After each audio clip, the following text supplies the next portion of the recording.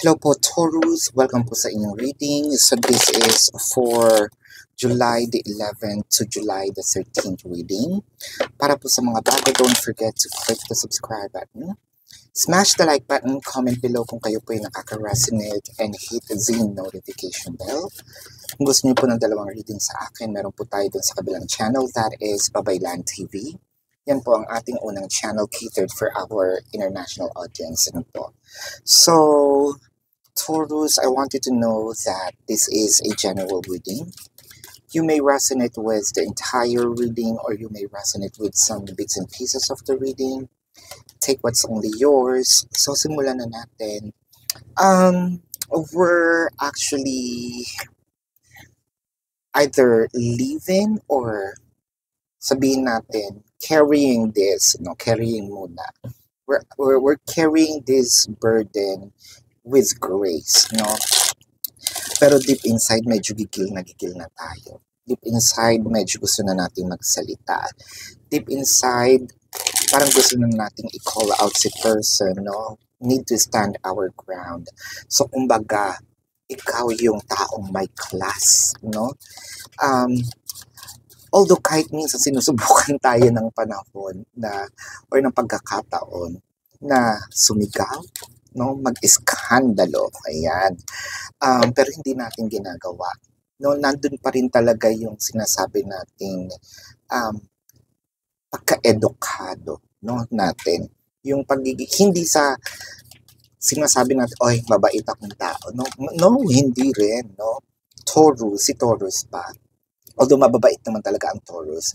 Pero wag mo silang kumbaga, iti-take advantage, Kasi they know how to actually call you out. And the worst thing is, baka suwagin ka, ng sungay ni Taurus. What I am just seeing in here is, chances are, parang hindi mo alam if your person's provoking you to do something. Parang feeling mo nananadya, Nandito na tayo sa part na medyo gigil ka. Parang konting-konti na lang, you're about to lose your shit. As you can see the ardor in here, there's a lot of fires or fire element that's kind of yung nasasakupan mo right now. You're supposed to be on earth side, But I feel like yung katabing zodiac mo, which is Aries, diba? Aries and Gemini. So, it kind of make me feel like you are becoming, nahahawahan tayo ni Aries. There's a lot of fires in here, Mas, kumbaga, nagsi-super saiyan ka na, Inaantay mo na lang na yung hudyat, kumbaga the go signal for you to attack, with the 4 of Wands, the 7 of... There's a lot of Wands in here. Knave of Swords. And the Wands na naman. Oh wow. Nakita mo naman, I'm shuffling. But I feel like you are about to take action. Either whether it is communication, call a person out, or really do something with all your might, I think for a few numbers of you are, especially for those who are, sabihin natin meron ng family, that both of you build, you want to protect your family. Kasi parang tatahi-tahimik ka lang nung una, you would love to parang protect the peace, pero parang feeling ko ngayon, the portal, of for you to attack is somewhat opening, Parang nagpapakita ka na rin ng aggressiveness in a classy way, Alam mo yung parang mga maldita sa mga movie, Yung mga ganon. May pagmamaldita pero with grace. Hindi yung squala, na actually that's just a term, 'di ba? Na yung parang squammy na yung mal-edukado, Meron naman din mga nakatira sa mga ganon na medyo finesse, no? Meron din namang mayayaman na sabihin natin aggressive, no? Yung nag-eskandalo. So, I'm not talking about your status in life. That's just a term for a person who's parang alam niyo yung ibig ko sabihin, kind of aggressive and nakakahiya, no, kasama. So you're not that kind of person. We're not talking about the status in life. With the Six of Wands, I feel like it's supposed to be a good news, but the good news with the Seven of Wands is probably you're trying to either keep it to yourself. Wait, with the Four of Wands, the Emperor, the Magician. I think that you're taking charge for a few numbers of you. Taking charge to either the family, no? Or to the connection per se. Yung iba naman kasi feeling ko, napapansin ninyo na napapabayaan itong relationship, no? With the Knave of Swords in here, parang ay sandali, I need to take action, no? Prevention is better than cure, yun yung sabi ni Taurus dito. So bago pa mangyari ang lahat, bago pa mawala yung treasure ko, no? Treasure may be literally money, abundance, no? Abundance kasi is a very vague, no? Sometimes abundance for other people is health, no? Sometimes literally wealth, sometimes family, love, relationship, friends, diba? Whatever your abundance is, you're probably in there protecting it. I'm taking it. I'm taking charge, no? Ito na yung sinasabi natin. So, let's get some more cards here. Vision. Kasi madami kang plano, no? Maraming, sabihin natin, marami kang gustong gawin.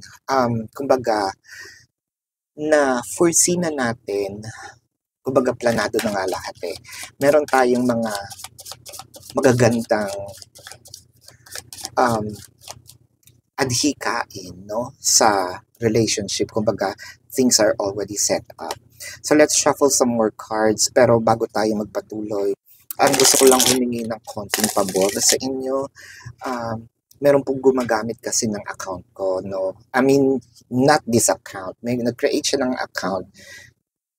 Almost identical, pero hindi naman din. Parang that person stole, some of my videos and used the videos.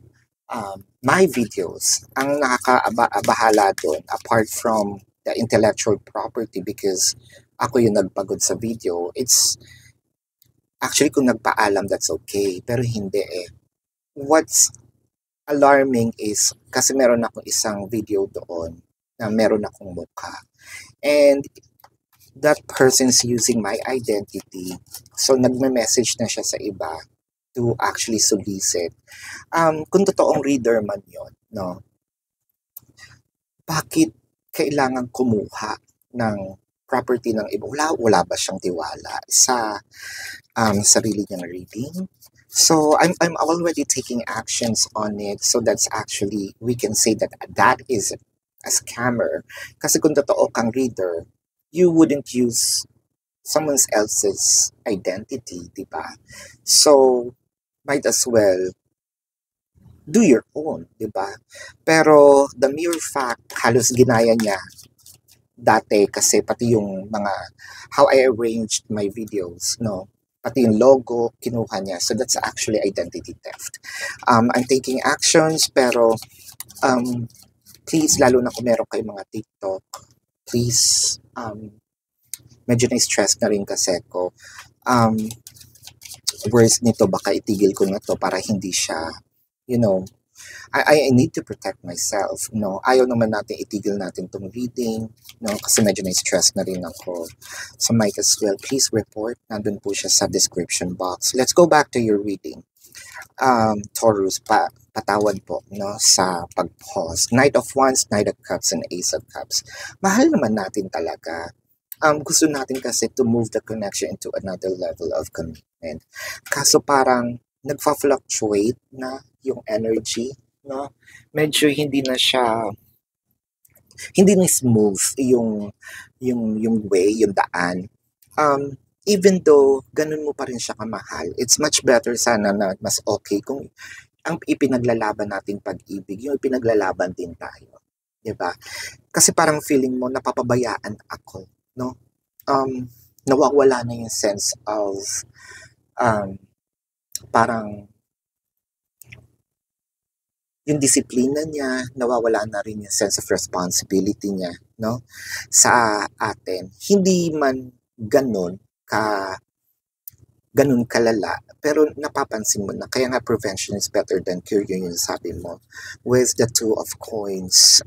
Let's check muna the Knight of Cups, King of Wands, and the Temperance. Actually, merong gustong sabihin si person sa'yo, kaso parang hindi niya masabi for now. Or actually may sinasabi siya through a different form. It could be this action na medyo bagalan. But with the Two of Coins, the Three of Wands is to wait. The Six of Cups. Are we also in...